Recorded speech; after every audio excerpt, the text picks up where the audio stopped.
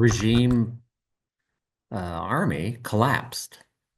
Uh, the regime soldiers were not willing to fight. Instead, they literally ran away. They retreated very fast. The government tried to defend Hama for a short time and then immediately retreated to Homs. Now we are watching Homs.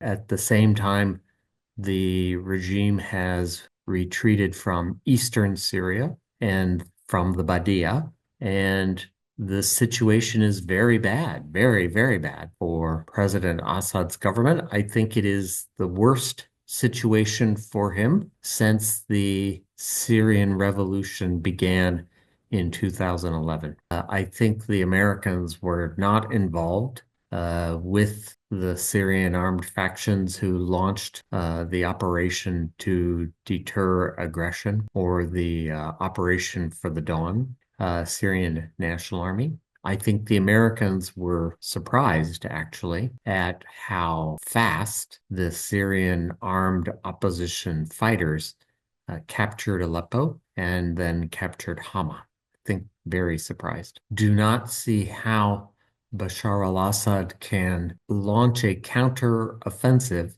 without big help from Russia and Iran. Iran has now lost its land bridge. The Russians do not appear enthusiastic to send big military reinforcements to Syria. I think the Russian attention is on Ukraine. And so I do not see how Assad can recapture the towns that he has lost. It's very difficult to imagine. Instead, I think it is more likely that Free Syrian Army units coming from Daraa and from the north, Hayat Tahrir al-Sham and Jaish al-Watani al-Suri, I think they are going to go into Damascus, and Assad can either try to escape or there will be fighting house to house.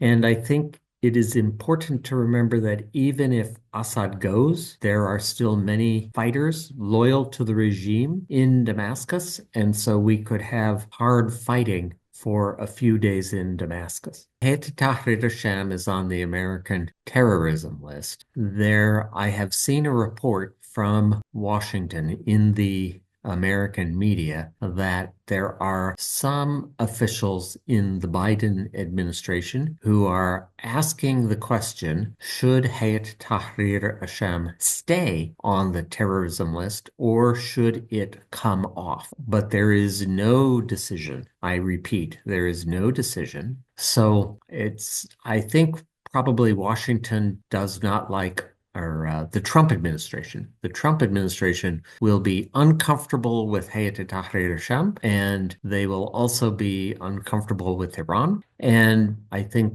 the Trump administration will hope for a coalition